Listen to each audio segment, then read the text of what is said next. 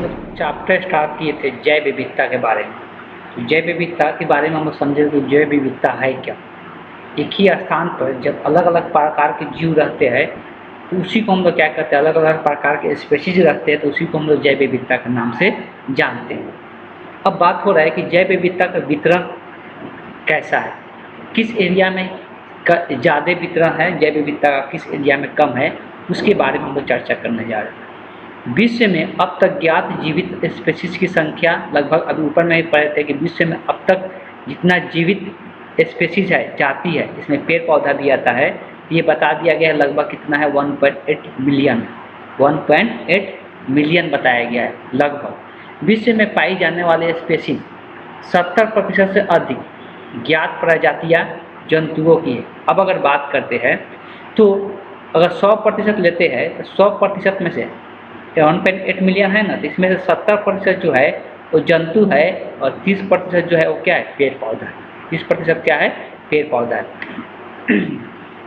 जंतुओं के कुल स्पेशीज लगभग 70% कीट पतंगों का होता है। कीट पतंग, जो कीट होता है तो कीट पतंग होता है उसका अगर पूरा जंतु का लेते हैं तो पूरा जंतु में से 70% में से 70% क्या है, 70% का 70% क्या है, तो इसमें 70% कीट पतंग है, जो छोटे मोटे कीड़े मकोड़े हम लोग को नजर आते हैं। ठीक है, इस प्रकार से इसका स्पेशीज देखने को मिलता है। अब देखो जैव विविधता का प्रतिनिधित्व के बारे में दिया हुआ है, ये दिया इन्वर्टिब्रेट्स और ये वर्टिब्रेट। वर्टिब्रेट मतलब होता है जिसका रीढ़ का हड्डी होता है, और जिसका रीढ़ का हड्डी नहीं होता है उस जंतु के बारे में दिया हुआ है। जिसका रीढ़ का हड्डी होता है यहाँ पर उस जंतु के बारे में दिया हुआ है। और यहाँ पे किसके बारे में दिया, प्लांट के बारे में दिया हुआ है। तो देख सकते हैं कीट मकोड़ों की संख्या सबसे अधिक बनाया गया, ये पाई चार्ट बनाया गया है। तो पाई चार्ट में इतना जो एरिया है घेर रहा है ये इंसेक्ट का है, और बाकी जो है मोलस्को दिया हुआ है, क्रस्टेशियंस दिया हुआ, ग्रुप ऑफ एनिमल, ये एनिमल का बड़े बड़े जंतुओं का दिया हुआ है। ये सब अलग अलग हिस्सों में बांट दिया गया है। वर्टिब्रेट का बात करते हैं जिसमें रीढ़ का हड्डी होता है, जिसमें फिश मछली आ जाता है, मैमल्स आ जाता है, जो बच्चे का दूध पिलाते हैं, वो सारे जीव जंतु इसमें आ जाते हैं। तो इसकी संख्या देख सकते ज़्यादा नहीं, लेकिन मछलियों की संख्या बहुत ज़्यादा है। आधा इसमें से क्या है, मछली ही है जिसमें रीढ़ का हड्डी पाया जाता है। जो रेंग का चलने वाला होता है, एवेज होता है जो उड़ते हैं, एम्फीबियन जो दोनों जगह रहता है, पानी में भी रहता है और कहाँ पे, तो स्थल पर भी रहता है। तो ये इसको अलग अलग हिस्सों में बांट दिया गया है। प्लांट का भी देख सकते हैं, प्लांट में सबसे ज़्यादा क्या है, तो एग्निवोरस है। एग्निवोरस उसको कहते हैं जिसमें बीज वगैरह होता है। ठीक, छोटे मोटे जो होते हैं लिंचेज होते हैं, एल्गी होता है, फंगस का भी संख्या बहुत ज़्यादा है। यहाँ पर देख सकते हैं फंगस इतना एरिया ले रहा है, तो ये प्लांट का हिस्सा में दिया हुआ है। मॉसेस होता है, मॉसेस मतलब छोटे मोटे जो झाड़ी वगैरह होता है, तो ये सब चीज़ें के बारे में दिया हुआ है। इसको डायग्राम को थोड़ा ध्यान में रख सकते हैं।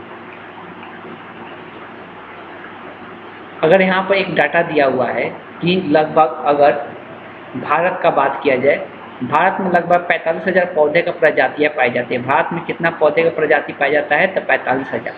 इनमें 17,000 पुष्पी पौधे हैं जिसमें पुष्प का निर्माण होता है, जिसमें फूल का निर्माण होता है। यदि भारत की भूमि क्षेत्र का विश्व का लगभग 2.4% है।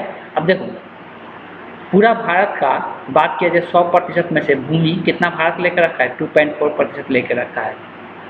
तो परंतु इसकी वैश्विक जातीय विविधता 8.1% है। अब देखो जातीय विविधता अगर 100% में से देखेंगे तो इसका यहाँ पर विविधता कितना मिलता है भारत में, तो 8.1% मिलता है, लेकिन जगह कितना है, सिर्फ 2.1%। इतना कम जगह में इतना ज़्यादा विविधता देखने को यहाँ पर भारत में मिलता है। भारत में पाए जाने वाले अलग अलग जातियों का स्पेसीजों का संख्या दिया हुआ है कि जीवाणु का जो जाति होता है या स्पेसीज होता है, इसका जो प्रजाति होता है, इसका हम लोग बोल सकते हैं किस्म होता है, तो 850 होता है। वैसे कवक का दिया हुआ, लाइकेन का दिया हुआ है, यहाँ पर सबका देख सकते हैं। कीट का सबसे ज़्यादा यहाँ पर देख सकते हैं, सबसे ज़्यादा कीट का दिया हुआ है। भारत में पाए जाने वाला कीट 68,000 लगभग दिया हुआ है कीट का। तो कीट का यहाँ पे लगभग 68,000 दिया हुआ है।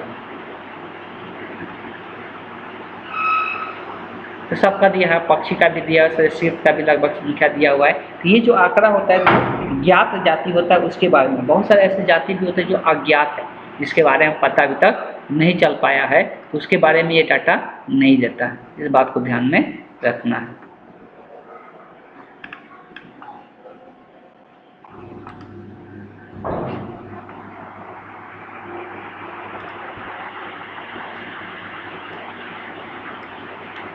आगे दिया हुआ है, रॉबर्ट में के ग्लोबल अनुमान के अनुसार विश्व का मात्र 22% स्पीशीज का ही पता लगा पाया जाए। देखो, एक रॉबर्ट में है, मे के, ये एक साइंटिस्ट का नाम है।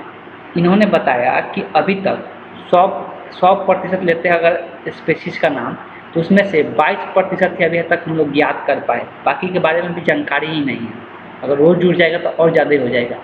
इस अनुमान को आधार मानकर यदि भारत के जैव विविधता का आकलन किया जाए, अगर पूरा 100% मान का आकलन किया जाए, तो इसमें से 1 लाख पौधे की तथा 3 लाख जंतुओं के प्रजाति का पता लगाना बाकी है। तो भारत में अगर बात किया जाए तो भारत में अभी तक कितने पौधे का पता लगाना बाकी है? 1 लाख पौधे का पता लगाना बाकी है। जंतु का बात करेंगे तो 3 लाख जंतुओं का भी पता लगाना बाकी है। विश्व स्तर पर कई वर्गीय समूहों की खोज शीतोष्ण देशों के लिए अधिक पूर्व है, जबकि उष्णकटिबंधीय देशों में जैव विविधता का आकलन अभी भी अधूरा है। तो देखो, अगर बात करते हैं शीतोष्ण, जहाँ पे ठंडा जगह रहता है वहाँ पे अधिक पूर्व मतलब यहाँ पे ज़्यादा खोजा जा चुका है। लेकिन अगर उष्णकटिबंधों का बात करेंगे तो यहाँ पे जहाँ पे ज़्यादा गर्मी रहता है, ये डायग्राम से भी हम बताए थे, तो यहाँ पे अभी विविधता का आकलन करना भी अधूरा है, पूरा कंप्लीट नहीं हुआ है। अभी भी अनेक प्रजातियां का पता लगाया जाना बाकी है। कुछ चरम अनुमान के अनुसार विश्व की कुल स्पीशीज की संख्या 20 से, अब देखो बताया जा रहा है, अभी तो जो पता किया गया है वो कितना मिलियन है? 1.8 मिलियन बताया जा रहा है। जो अभी तक पता नहीं चला है तो पूरा मिलाकर बताया जा रहा है, तो कितना मिलियन बताया जा रहा है? 20 से 25 मिलियन आसपास अंदाज़ा लगाया जा रहा है कि इतना स्पीशीज होगा पूरा वर्ल्ड में। लेकिन रॉबर्ट में के अनुसार वैश्विक जातीय विविधता लगभग 7 मिलियन या 7 लाख बोल सकते हैं, 7 मिलियन लगभग बताया जाता है। इनका अनुसार बताया जाता है 7 लाख, लेकिन अंदाज़ा लगाया जाता है कि 20 से 25 लाख भी हो सकता है। विश्व के जीवों में पाई जाने वाली स्पीशीज, अभी तक हम लोग भारत में देख रहे थे ऊपर में, यहाँ पर विश्व का पूरा दिया हुआ है कि शैवाल तो जो स्पीशीज है वो कितना है, तो 40,000 है। कौवा का कितना है? 72,000 है। तो यहाँ पर देख सकते हैं, इसी सब उच्च वर्गीय पौधे का देख सकते हैं 2,70,000 है। ये पूरा वर्ल्ड का बताया जा रहा है डाटा। जैसे कीट, हर एक जगह कीट का सबसे ज़्यादा है, इंसेक्ट जो होता है, कीट जो होता है, इसका प्रजाति सबसे ज़्यादा, इसलिए देख सकते हैं छोटे मोटे कीड़े मकोड़े हम लोग घर में ही बहुत सारे देखने को मिल जाता है जब रात के लाइट वगैरह जलता है। तो आगे जैव विविधता का प्रतिरूप। तो जैव विविधता के पैटर्न को 2 मुख्य भागों में विभक्त किया गया है, अक्षांशीय प्रवणता और जातीय क्षेत्रीय संबंध। ये 2 चीज़ों में बांटा गया है, अक्षांशीय प्रवणता लॉन्गिट्यूडिनल ग्रेडियंट, दूसरा स्पेसीज एरिया रिलेशनशिप। ये 2 वर्गों में बांटा गया है जैव विविधता के पैटर्न को। तो अक्षांशीय प्रवणता हम लोग देखते हैं क्या। जैव विविधता का वितरण संपूर्ण विश्व का एक समान नहीं है। ऑब्वियस है कि इसके पहले भी चर्चा कर चुके हैं, लेकिन संपूर्ण विश्व मतलब पूरा विश्व में हर एक जगह समान मात्रा में ये जैव विविधता नहीं है, कहीं पर ज़्यादा है तो कहीं पर कम है। अक्षांशों पर विविधता के क्रमबद्ध उतार चढ़ाव होता है। जैसे हम ध्रुव से भूमध्य रेखा की ओर बढ़ते हैं तो जैव विविधता बढ़ती है। इसलिए होता है कि शीतोष्ण क्षेत्रों में ठंड के कारण केवल कुछ ही स्पीशीज उग पाती है, और जबकि उष्णकटिबंधीय क्षेत्रों में जो अगर इतना से इतना डिग्री बताया जा रहा है शीतोष्ण की ध्रुव के, और अब देखो ये भारत का नक्शा मान लो, ये ठीक है, ये भारत का नक्शा है। इसको बोलते हैं हम लोग, इसको इस वाला बीच वाला लाइन को हम लोग बोलते हैं क्या? भूमध्य रेखा बोलते हैं। क्या कहते हैं इसको? भूमध्य रेखा कहते हैं। ये भूमध्य रेखा है। और जो यहाँ पे ऊपर और नीचे वाला जो हिस्सा होता है इसको हम लोग कहते हैं ध्रुव। इसको क्या कहते हैं? ध्रुव। बोला जा रहा है कि ध्रुव से अगर भूमध्य रेखा की ओर बढ़ रहे तो इस जैव विविधता का मान बढ़ते जाता है। ऐसा क्यों होता है? तब इसके प्रीवियस क्लास में ही बताए थे। जो ये वाला हिस्सा होता है ये उष्णकटिबंधीय होता है, मतलब यहाँ पर गर्मी ज़्यादा होता है तो यहाँ पर हर एक प्रकार का पौधा देखने को मिलता है। लेकिन इसकी इधर जाएंगे ये शीतोष्ण होता है, मतलब ठंडा वाला एरिया होता है जहाँ पर हर एक प्रकार का पौधा नहीं उग पाता या हर एक प्रकार के जीव जंतु नहीं रह पाते हैं। इसलिए यहाँ इस क्षेत्र में ज़्यादा देखने को मिलता है जैव विविधता, इधर कम देखने को मिलता है। बात समझ में आ गया? तो ये चीज़ यहाँ पर दिया हुआ है।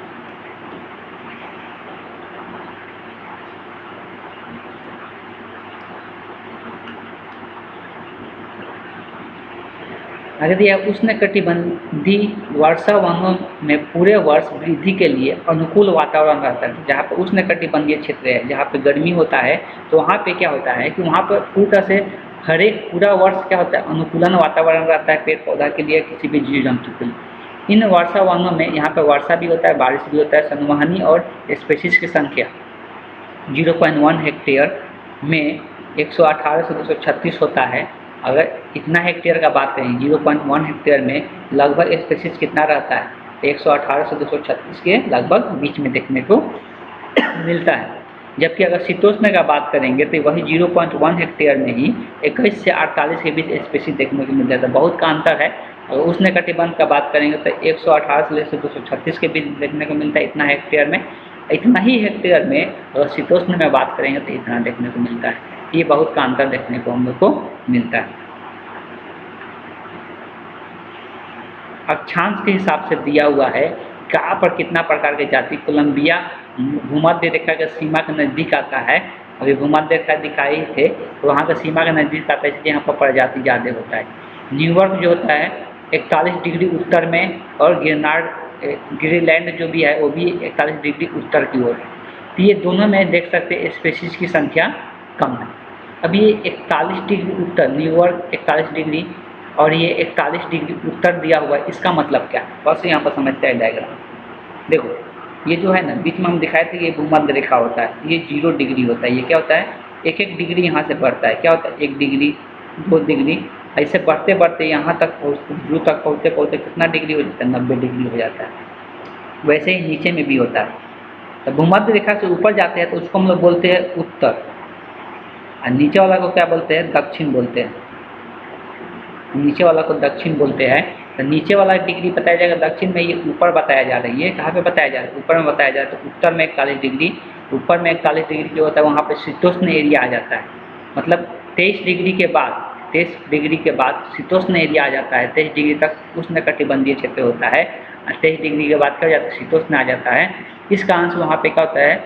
शीतोष्ण एरिया होता है, जिसके कारण वहाँ पे स्पीशीज की संख्या कम देखने को मिलता है।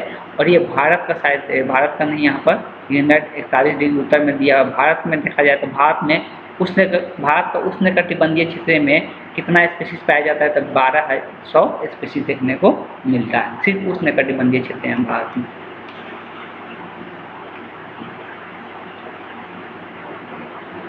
आगे बात करते हैं तो उष्णकटिबंधीय क्षेत्रों में पाए जाने वाले वनों के शीतोष्ण क्षेत्र की अपेक्षा 10 गुनी अधिक स्पीशीज, तो वही चीज लिखा हुआ है जो उष्णकटिबंध में पाया जाता है जो जाति, ठीक है, वनों में शीतोष्ण क्षेत्र में क्या हो जाता है? उससे 10 गुना अधिक इसमें देखने को मिलता है उष्णकटिबंधीय क्षेत्रों में स्पीशीज की संख्या। तो उष्णकटिबंधीय क्षेत्र में 10 गुना अधिक होता है, इस बात को ध्यान में। अगर मान लो शीतोष्ण में 10 है तो 10 गुना अधिक मतलब क्या? 100। या शीतोष्ण में 12 है तो 10 गुना अधिक मतलब क्या? 120। इस तरह से यहाँ पे डिवाइड कर सकते हैं। उदाहरण के लिए दक्षिणी अमेरिका का अगर बात करते हैं, जहाँ पे अमेजॉन वर्षा वनों का विश्व में सबसे अधिक जैव विविधता पाई जाती है। यहाँ पर अमेरिका के अमेजॉन जो वन क्षेत्र है, अमेजॉन बहुत बड़ा वन क्षेत्र है अमेरिका का, जो कि सबसे ज़्यादा विविधता वहाँ पे पाए जाते हैं। सबसे ज़्यादा विविधता विश्व में कहाँ पे पाया जाता है? अमेजॉन वर्षा वनों में। कहाँ पे? अमेजॉन वर्षा वनों में। अच्छा, ये पॉइंट लिख भी सकते हैं याद रखने के लिए, इसलिए कभी कभी पूछ भी देता है। तो सबसे ज़्यादा जैव विविधता कहाँ पाई जाती है? तो लिखना है सबसे ज़्यादा जैव विविधता, डॉट करके लिख लेना है, चैप्टर का नाम लिख ले, खास कुछ नहीं लिखना है इसमें, सब पढ़ के ऐसे ही समझने वाला है। तो लिख लेना है जैव विविधता विश्व में जैव विविधता सबसे ज़्यादा अमेजॉन वर्षा वनों में पाई जाती है। विश्व में जैव विविधता सबसे ज़्यादा अमेजन वर्षा वनों में पाई जाती है। अमेजॉन वर्षा वनों में पाई जाती है। अब बात किया जाए अमेजॉन का, तो अमेजॉन में वनों में कितना स्पीशीज पाया जाता है, तो पादप की संख्या दिया हुआ है 40,000 है। अमेजॉन वर्षा वन जहाँ पे है वहाँ पे अमेजॉन पादपों की संख्या 40,000 है। अलग अलग का दिया हुआ है। अकशेरुकी जीव का बात करेंगे तो 1,25,000। सरीसृप का बात करते हैं तो 368 सरीसृप है। 427 उभयचर है। 427 स्तनपायी है, स्तनपायी जाति जो कि बच्चे का दूध पिलाते हैं, सब बात आ चुके हैं। 3,000 मछलियाँ का जाति पाया जाता है। तो ये सब अलग अलग जाति पाया जाता है। कहाँ पे ये कहाँ का डाटा दिया है, तो अमेजॉन वर्षा वन का डाटा ये दिया हुआ है। अमेजॉन वर्षा वनों में इस प्रकार से जाति देखने को मिलता है। उष्णकटिबंधीय क्षेत्रों में जैव विविधता क्यों अधिक पाई जाती है, इसका कारण वैज्ञानिक इस प्रकार देते हैं। अब यहाँ पर बात हो रहा है कि जो उष्णकटिबंधीय क्षेत्र है जहाँ पे गर्मी ज़्यादा होता है, वहाँ पे जो जाति होता है, वहाँ पे जो स्पेसीज होता है उसका विविधता वहाँ पे इतना ज़्यादा क्यों पाया जाता है, उसका रीजन क्या है, उसका रीजन यहाँ पे कुछ चर्चा किया गया। क्या क्या रीजन दिया हुआ है, तो पहला रीजन दिया हुआ है जाति उद्भव, मतलब उष्णकटिबंधीय क्षेत्र में यहाँ पर नए नए जाति का निर्माण ज़्यादा होता है। सबसे पहला रीजन दिया है यहाँ पर नए नए जाति का निर्माण। इसका प्रमुख कारण यह है कि शीतोष्ण क्षेत्रों में प्राचीन समय से बार बार हिमांद्रित या ग्लेशियर होते रहता है। वहाँ पर देखो हमेशा बर्फ गिरते रहता है, जिसके कारण वहाँ पे किसी भी प्रजाति को रहना मुश्किल होता है। बर्फ के कारण बहुत सारे पेड़ पौधा ढक जाते हैं जो कि मर जाते हैं। तो वहाँ पे ज़्यादा नए नए जातियों का नहीं उत्पन्न हो पाते, जिसके कारण वहाँ पे कम देखने को मिलता है। जबकि अगर उष्णकटिबंधीय क्षेत्रों का बात करते हैं तो लाखों वर्षों अपेक्षाकृत आबादी यहाँ रहा है, पहले से ही बहुत ज़्यादा यहाँ पे आबादी रहा है। यही कारण है कि उष्णकटिबंधीय क्षेत्र में स्पेसीज का उद्गम, मतलब यहाँ पर विकास होता है, यहीं से इसका निर्माण होता है। जहाँ उष्णकटिबंधीय क्षेत्र होता है वहाँ के लिए वो वातावरण अनुकूलित भी होता है। उष्णकटिबंधीय क्षेत्रों में सौर ऊर्जा अधिक उपलब्ध होता है। यहाँ पे सौर ऊर्जा की मात्रा अधिक होता है, सूर्य का प्रकाश आसानी से मिल पाता है, जिससे पेड़ पौधा को निर्माण ज़्यादा मात्रा में हो पाता है। इसलिए पेड़ पौधा को सूर्य के प्रकाश की जरूरत होती है। फिर उत्पादकता ज़्यादा होता है, इसलिए यहाँ पर रहने वाले जीव के लिए भी आसानी हो जाता है। जहाँ पर उत्पादन ज़्यादा होगा वहाँ पर उपभोक्ता भी क्या होगा, ज़्यादा होगा। उद्देश्य है तो वहाँ पर उपभोक्ता भी ज़्यादा देखने को मिलता है, इसीलिए विविधता ज़्यादा देखने को मिलता है।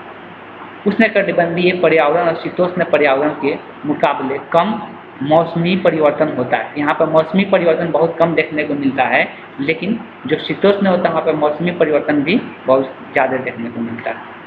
इस प्रकार स्थिर पर्यावरण निकट विशिष्टीकरण के लिए प्रोत्साहन करता है, और जिसके अब यही सब कारण है जिसके कारण क्या होता है कि उष्णकटिबंधीय क्षेत्र में ज़्यादा जीव जंतु देखने को मिलता है, ज़्यादा विविधता देखने को मिलता है, लेकिन शीतोष्ण में ऐसा नहीं होता। आगे है जातीय क्षेत्रीय संबंध। जातीय क्षेत्रीय संबंध के बारे में थोड़ा बहुत हम लोग चर्चा कर लेते हैं।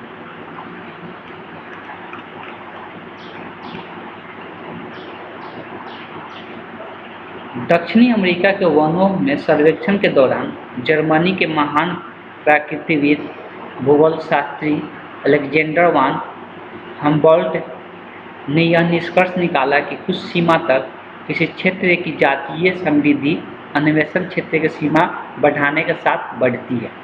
अगर बताया जा रहा है कि अगर क्षेत्र की सीमा बढ़ाते हैं तो उसका जातीय समृद्धि भी क्या होता है, बढ़ता है, परंतु यह एक सीमा तक ही संभव हो पाता है, ऐसा नहीं कि हमेशा बढ़ते रहता है। क्षेत्र बढ़ाएंगे तो जाति भी क्या होगा, उसका बढ़ेगा। जब हम जाति समृद्धि और जीव के विभिन्न वर्गों के बीच संबंध अध्ययन करते हैं तब हम पाते हैं कि इनके बीच एक खास प्रकार के संबंध होते हैं, और इसी संबंध को यहाँ नीचे दिखाया गया है, उसको हम लोग समझेंगे। जाति समृद्धि तथा विशिष्ट टैक्सा जैसे पुष्पी पादप, चमगादड़, अम्लीय, मृदु जल में पाए जाने वाले मछलियाँ तथा पक्षी के किस्मों के क्षेत्र के बीच संबंध आयताकार अतिपर वाले संबंध देखने को मिलता है। अगर ग्राफ से देखेंगे तो लघुगणकीय पैमाने पर यह संबंध एक सीधी रेखा को प्रदर्शित करती है, लेकिन अगर लॉग के फॉर्म में इसको देखेंगे तो एक सीधी रेखा को दर्शाता है। यही संबंध को दर्शाया गया है और इस संबंध में कौन क्या है उसमें चर्चा हम लोग कर लेते हैं। इसको बताया जा रही है जातीय समृद्धि। जातीय रीच मतलब इसमें ये जो जाति है यहाँ पर कितने प्रकार की जाति है, ठीक है, तो जाति को दर्शा रहा है, जाति की संख्या को दर्शा रहा है। सी जो है ये वाई अंतःखंड को दर्शा रहा है, ये अचर पद को हम लोग बोल सकते हैं दर्शा रहा है। जेड जो है रेखीय ढाल को दर्शा रहा है और ए जो है क्षेत्र को दर्शा रहा है। तो देखो ये सब जो है अचर है, ये सब क्या है जेड और सी, इसमें जो क्या है अचर मान है, ये फिक्स रहेगा। जेड और सी ये फिक्स रहेगा, इसमें कोई परिवर्तन नहीं होगा। संबंध हमको किस में दर्शा रहे हैं तो एस और ए में, एस और ए में। ये जो बढ़ता है मतलब यहाँ पर क्षेत्र को बढ़ाएंगे, एरिया को बढ़ाएंगे, तो स्पेसीज की संख्या भी क्या होगा, यहाँ पे जातीय समृद्धि की संख्या भी क्या होगा बढ़ेगा, मतलब एस का भी मान बढ़ेगा। ये दोनों एक दूसरे के समानुपाती है। लेकिन जो बढ़ रहा है वो किस हिसाब से बढ़ रहा है तो लघुवीय पैमाने पर बढ़ रहा है। मतलब जब लॉग लगा देते हैं किसी चीज़ में तो ये बढ़ता है तो ये भी थोड़ा मात्रा में बढ़ता है, ऐसा नहीं कि ज़्यादा मात्रा में एक ही बार बढ़ जाता है। इसको बढ़ाएंगे ज़्यादा तो ये थोड़ा मात्रा में क्या होता है बढ़ता है। इसी को ग्राफ से यहाँ पर दिखाया गया, ग्राफ से कि अगर यहाँ पर एरिया को बढ़ा रहे, देखो इधर संख्या बढ़ रहा है तो यहाँ पर देख सकते हैं एरिया को बढ़ा रहे तो शुरुआत में एरिया बढ़ रहा है, एरिया कम बढ़ रहा है लेकिन स्पेसीज की संख्या ज़्यादा बढ़ रहा है। लेकिन बाद में देख सकते हैं कि एरिया यहाँ पे ज़्यादा बढ़ रहा है और स्पेसीज की संख्या यहाँ पर बढ़ना बंद हो जा रहा है। तो कुछ दूर जाने के बाद स्पेसीज की संख्या, अब एरिया कितना हो बढ़ाते जाए फिर भी स्पेसीज की संख्या नहीं बढ़ेगा। लेकिन शुरुआती दौर में एरिया बढ़ाने से स्पेसीज की संख्या ज़्यादा तेज़ी से बढ़ता है, इस बात को ध्यान में रखना। तो यही यहाँ पे डायग्राम से इसको दिखाया गया है, यही ये डायग्राम है। इधर ये लाइन दिखा रहा है एरिया, इधर एरिया को, इधर स्पेसीज की संख्या को। एरिया बढ़ाने से स्पेसीज की संख्या बढ़ रहा है, शुरुआत में बहुत तेज़ी से स्पेसीज की संख्या बढ़ रहा है, लेकिन बाद में क्या हो जाएगा कि देख सकते हैं एरिया यहाँ पर बढ़ाते जा रहे हैं लेकिन स्पेसीज की संख्या बढ़ना क्या हो जा रहा है, बंद हो जा रहा है। तो यही चीज़ बताया जाता है कि शुरुआत में अगर एरिया को बढ़ाएंगे, रहने के उसका स्थान को बढ़ाएंगे तो स्पेसीज की संख्या भी बढ़ेगा, लेकिन बाद में ये जाके क्या हो जाता है, ये रुक जाता है, ठीक है। तो यही यहाँ पर संबंध को दर्शाया जा रहा है। परिस्थिति वैज्ञानिक के अनुसार 7 का मान 0 से 0.2 के साथ बीच में होता है। तो यहाँ पर जेड का मान बताया जा रहा है। जेड का मान, अब जेड का मान का जेड को क्या बोलते हैं कि ये अचल गुणांक होता है और जेड का मान यहाँ पर 0.1 से 0.2 तक दिया हुआ है, तो यही इसके बीच में जेड का मान होता है। तो यही पहले बता दें जेड और सी यहाँ पर क्या है, अचर है। जेड और सी क्या है, अचर मान है। तो यहाँ पर अचर मान को दर्शाता है जेड और सी। तो यहाँ पर वही चीज़ दिया हुआ है, जेड का मान इतने के बीच में रहता है। क्षेत्र कुछ भी हो, न्यूयॉर्क के मोलस्कस फिलोमिया पक्षी हो या भारत के पौधे हो, इन सब क्षेत्र कोई भी हो, ये फार्मूला सब जगह के लिए लागू होता है। ये फार्मूला जो ऊपर में दिया हुआ है सब जगह के लिए लागू होता है। इनमें रिसेशन लाइन की ढलाव आश्चर्यजनक रूप में एक जैसी होती है। तो ये जो लाइन बना दिया गया है ये हर एक स्पीशीज में ऐसा देखने को अच्छे। यहाँ पर सही से हम यदि जातीय क्षेत्र के अध्ययन करें तो संपूर्ण महाद्वीप में समान रेखीय ढलाव तिरछी होती है। और यहाँ पर देखिए जेड का मान दिया हुआ है, इस केस में 0.6 से 1.2 के मध्य जेड का मान देखने को मिलता है। और ढलान जो होता है, ढलान का मान 1.15 होता है। जेड का मान यहाँ पे यही जेड ढलान ही होता है। तो कि यहाँ पे किस एक के लिए दिया, पक्षी के लिए दिया, देख सकते हैं फलाहारी पक्षी के लिए दिया हुआ है, उसके लिए जेड का मान जो होता है कितना होता है, 1.15 होता है। तो उसके लिए जेड का मान 1 तो हर एक जाति के लिए जो जेड का मान होता है अलग अलग होता है। और सी का मान यहाँ पे क्या रहेगा, फिक्स रहेगा। और ए और एस क्या है, तो ए होता है क्षेत्रफल और ये होता है स्पीशीज की संख्या को दर्शाता है। तो ये स्पीशीज की संख्या को दर्शाता है, इस बात को ध्यान में रखना। इसमें जो आगे का टॉपिक पढ़ना है जातीय विविधता और पारस्परिक तंत्र में महत्व, इसको हम लोग नेक्स्ट क्लास में पढ़ेंगे। आज के क्लास को हम यहीं पे एंड करते हैं।